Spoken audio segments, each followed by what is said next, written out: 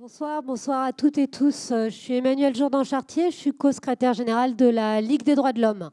Je ne vais pas représenter la Ligue créée au moment de l'affaire Dreyfus, juste vous dire qu'à la LDH, nous sommes souvent très réticents à qualifier, autrement bien entendu qu'à des fins d'analyse académique, la laïcité, à la qualifier de laïcité stricte, ouverte, fermée, étendue, restreinte. Les débats publics ou médiatiques pourraient alors laisser penser que le mot n'a plus de sens ou que chacun pourrait y mettre ce qu'il veut y trouver, qu'il y aurait notre laïcité et celle des autres et que toutes se vaudraient. Or, il nous semble que le mot doit politiquement, médiatiquement, conserver le sens que lui a donné la loi de 1905 dont nous célébrons l'anniversaire. C'est une loi de liberté qui s'impose alors et ce sens nous semble devoir être préservé. Les mots, aujourd'hui, sont trop souvent distordus, appropriés, retournés, vidés de sens quand c'est Donald Trump qui revendique la liberté d'expression, Poutine la paix et Nicolas Sarkozy l'état de droit. Alors, conservons la laïcité pour ce qu'elle est fondamentalement. Elle n'est pas et ne peut pas être une offensive anti-religieuse, elle n'est pas l'outil d'une affirmation identitaire ni le faux-nez de l'islamophobie. Nous devons nous battre pour qu'elle ne devienne pas, pour de nombreuses personnes, une menace. Pour que dans les quartiers de relégation que la République abandonne ou maltraite, les adolescents et les jeunes ne s'invectivent pas en disant « je vais te laïquer » pour dire t'exclure ou te maltraiter, comme cela s'entend déjà.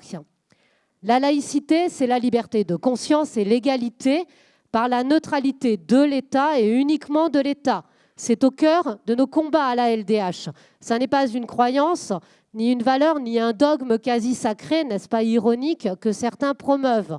C'est un principe de liberté et d'égalité, un cadre qui construit un espace commun, assumant la diversité des cultures, des choix individuels, des croyances, pour nous permettre de vivre ensemble. Parce que c'est de cela qu'il s'agit. Défendre la laïcité, c'est défendre la société dans laquelle nous voulons vivre. Une société qui garantisse les libertés et un accès égal et effectif à tous les droits pour toutes et tous. Notre démocratie est aujourd'hui menacée par la montée d'idéologies excluantes portées par celles et ceux qui veulent que les droits ne soient réservés qu'à quelques-uns, sélectionnés sur des critères illégitimes que fondent des fantasmes identitaires et réactionnaires.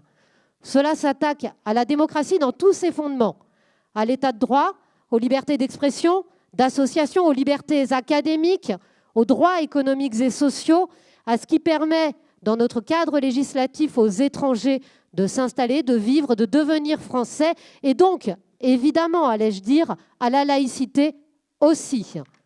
Donc, la LDH poursuivra son combat avec les armes qui sont les siennes, avec l'outil du droit, du recours à la justice, contre, en ce moment, cette auto-école qui refuse une femme voilée ou aux côtés des hijabeuses, ou par l'analyse des atteintes à la liberté de la PPL laïcité dans le sport, envoyée aux parlementaires de la commission en charge de cette PPL qui a déjà été votée au Sénat, par exemple.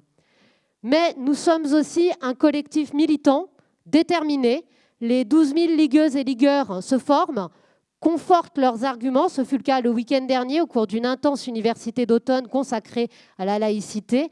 Et nous agissons dans les classes, dans les centres sociaux, dans les quartiers, avec les quartiers, dans les campagnes, en organisant des ciné-débats, des événements, en accompagnant dans nos permanences les victimes de discrimination et en déployant une activité de plaidoyer pour convaincre, même et surtout, quand il semble vraiment difficile de se faire entendre. Donc en vous remerciant pour votre présence, parce que c'est plus facile ensemble, en unissant nos voix et nos forces. Il en va de notre possibilité de vivre dans la France que nous souhaitons, de liberté, d'égalité et de fraternité.